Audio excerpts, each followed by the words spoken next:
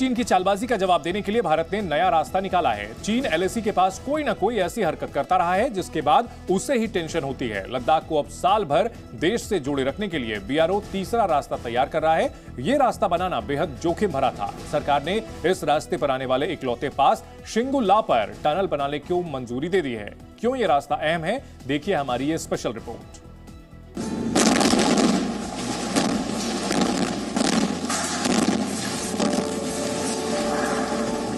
20 साल पहले देखा गया सपना पूरा हो रहा है। लद्दाख को अब साल भर देश से जोड़े रह पाना संभव हो जाएगा। ये रास्ता होगा मनाली से हिमाचल के दारचा और शिंकुला पास से होते हुए लद्दाख की जांस्कर वैली के जरिए। सरकार ने इस रास्ते पर आने वाले इकलौते पास शिंकुला पर टनल बनाने के काम को मंजूरी दे दी है, जो 2025 तक पूरी हो जाएगी। इस टनल के बनते ही ये रास्ता लद्दाख के लिए तीसरा रास्ता बनने के लिए तैयार हो जाएगा। इसे निम्मू पदम दारचा या एनपीडी रोड का नाम दिया गया है। सीमा पर इंफ्रास्ट्रक्चर बनाने के लिए जिम्मेदार सीमा सड़क संगठन यानी बीआरओ इस मुश्किल इलाके में इस तीसरे रास्ते पर 3 साल पहले से ही काम कर रहा है। इस रास्ते में बर्फबारी कम होती है और ज्यादातर रास्ता नदी के साथ साथ चलता है, इसलिए ये इकलौता रास्ता होगा जिसके जरिए भारी बर्फबारी में भी लेह और करगिल का सड़क मार्ग खुला रहेगा। खासतौर पर 2020 में लद्दाख में चीन के साथ तनाव बढ़ने के बाद बीआरओ बहुत तेजी से सड़कें, पुल और सुरंग बना रहा है।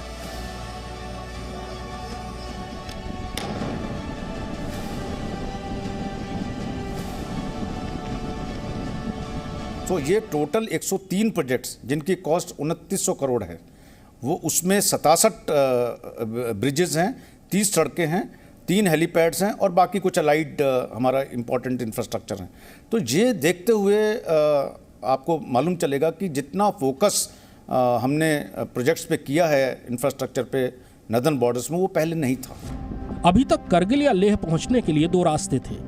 एक रास्ता श्रीनगर से जोजिला पास पार करके करगिल और लेह पहुंचने का है और दूसरा रास्ता मनाली से रोहतांग, लाचुंगला, बारालाचला और तंगलांगला होते हुए लेह और उसके बाद करगिल पहुंचने का है। लेकिन दोनों ही रास्ते साल के कुछ ही महीने खुले रहते हैं। बाकी समय ऊंचे दर्रों पर भारी बर्फबारी के कारण रास्ता बंद रहता है।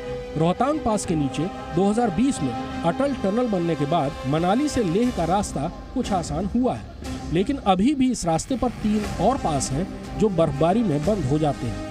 करगिल युद्ध के समय ही एक तीसरे रास्ते की योजना बनाई गई थी, जिसके जरिए साल भर लद्दाख का सड़क मार्ग खोला जा सके। ये आबादी के लिए भी फायदेमंद होगा और सेना के लिए भी, जिसे गर्मियों के 4 महीने में ही पूरे साल की रसद जमा करनी होती है।